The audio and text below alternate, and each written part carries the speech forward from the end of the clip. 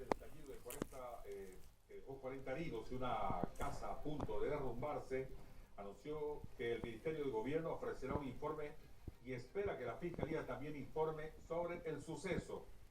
El presidente Evo Morales manifestó que es muy sospechoso que una explosión de garrafa de gas en la ciudad de Oruro hubiera causado 8 muertos, 40 heridos y otros destrozos.